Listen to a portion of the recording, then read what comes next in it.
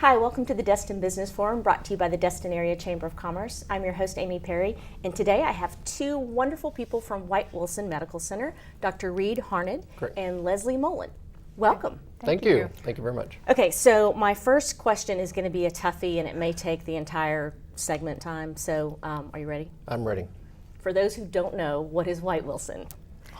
Leslie. Well, we could. Leslie, we we'll could go throw that on the one to whole you. time. But White Wilson is a multi-specialty physician group. We've got over 20 specialties of medicine, so we care for the whole family. We've got everything from pediatrics and internal medicine to specialties like cardiology and orthopedics, nephrology. We meet most the healthcare needs here in the community. You cover it all. Is there anything that you don't cover? There are a few things, but Okay. we try to hit all the high points and really Most of everything. Yeah, get most everything a person in our community would need and do it close to home. That's a big change, because when I first moved here 450 years ago, there weren't a lot of doctors that had specialties, right? You had to go somewhere else. So it's nice that we can get what we need here, right? Exactly. Yes. All right, so what's going on at White Wilson? You said you were celebrating a milestone? We do. We've got a big milestone. We We were do. celebrating a big birthday this year. It's our 70th anniversary. So we got our start in 1946 when Dr. White opened he actually opened the first clinic in Fort Walton Beach.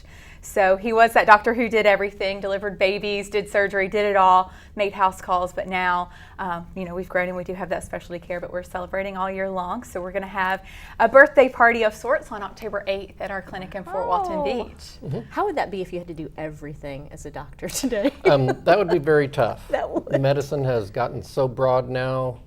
It is just really tough to be able to get the entire family from babies to grandma and grandpa. Just so much. There's a lot. There's Okay, a lot, so- and it's growing. I didn't introduce you properly, Dr. Harned. Can you tell us a little bit about you, your practice, and tell a Well- couple of jokes if you want? My name is Harned, and I am an internal medicine doctor. I've been one of those for about 25 years, but I've been here on the Emerald Coast for the past 16 with White Wilson, working in the Fort Walton Beach clinic. And now I'm getting ready to move my office over to Destin, and I'm excited about the whole process. Finally got a promotion, right? To There we Destin. go. Sorry for. The best part about me, though, actually is not my work, it's my family. So I'm married to a wonderful lady. Her name is Cece. I have 4 children, all boys. The oldest one is in school in Little Rock. And then I have another son who's going to Northwest Florida State College here locally. And then I have 2 kids in our Destin Elementary. 2 still at home. You bet. And So- we love to do the same thing that all the viewers out there love to do, which is enjoy our Emerald Coast beaches, the Choctawhatchee Bay. We love to ride our bicycles around town everywhere. But most importantly, we love to enjoy our family and friends. Sounds like you're pretty active. Does that keep you healthy? Yes, it does. Yes, I it mean, would does. you recommend that to someone? Absolutely. It's a keystone to all of us staying happy. So. Okay, so tell me more about your specialty, internal medicine. What all is that everything inside? Well, It's a dumb question, but. no, it's not a dumb question. It's a great question. It's actually mainly we focus on adult medicine. So that's the key to internal medicine. And when I say adults, I mean teenagers and above. Every doctor has their own idea or rules as to when they start. I typically start at around 16 years old Okay. and go up. If I get a doctor who is concerned about a patient who's younger than 16, I'll look at that patient and maybe go down to 14 years old if they're very ill and have multiple medical problems. Most people look at internal medicine and think it's just a field that deals with common or complicated, I'd say, medical problems, multiple medical problems, which is a big part of what I do. But if I'm in the office day after day, most of my stuff is just very simple, medical conditions. Such as, give me something that you would say was relatively simple. Coughs, colds, flus, things like that, just treating the whole family. But then we start getting into the more complicated medical problems, dealing with, the number one killer in the United States, which is now cancer, cardiovascular disease with stroke and heart attack. We deal with that on a daily basis. But the most important thing that I do when I look at my job, most important thing is preventative care. So when we talk about preventative care, we're talking about things like our vaccinations that we all get when we're younger, right? But those continue as we get older, and we have vaccinations that are needed in the elderly population.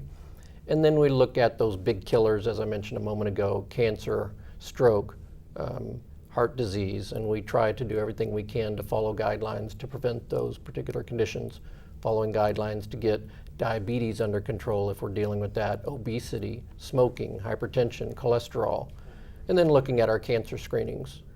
Are most, not most, but like diabetes, high blood pressure, cholesterol, are those things that I would think that you could prevent? Or if you've been diagnosed with one or all three of those, can you, I don't know if reverse is the right word to use, but can somebody who has diabetes, can they get off of diabetes drugs? Can they change their lifestyle and their eating habits? And the answer is yes, maybe, and no. So it's that's a very tough question. There's a lot of genetics to part of our diseases. Hypertension, there's genetics. Diabetes, there's genetics. Cholesterol, there's genetics. Smoking, not so much, but there's a lot of environmental factors with smoking, and those social pressures. Can we stop those processes? Absolutely. We can stop those processes from occurring. It just takes a lot of education, and we haven't really had the resources in our country to promote those things when we are very, very, very young, which is when we need to start. Sure. Do you see people, and this is just a personal question, I grew up with a smoker in my household. My mom smoked for a very, very long time. Do people that have grown up in that environment, do they have any kind of issues? I guess they could, right? You mean if they don't smoke and there's a family? Yeah, right. Secondhand smoke is what you're getting at. Absolutely. I have seen a lot of problems over the years from secondhand smoke. Trying to say it's exactly due to that secondhand smoke is very difficult. Sure. But when you look at statistics and patient populations, it's clear that secondhand smoke plays a big role. Okay, let's say I've got about 45 seconds left. Someone's feeling great and they haven't been to the doctor in 10 years. Should they go see you? I mean, why bother? Absolutely. They Why just bother? need to get to know me. No, I'm just kidding. They need to go because of what I was talking about before. So most of us think about going to the doctor and we think about having a medical problem. My foot hurts, my shoulder hurts, I've got blood pressure problems. And we have a tendency to assess those problems when we're there, we deal with it, and that's it. But those preventative issues that I was talking about before, those are best served or best talked about on annual visits or wellness visits, whatever you want to call them or your insurance company wants to call them, so that we can get to know you. Get to know who you are, what's important to you, get to know your family history because that plays a huge role.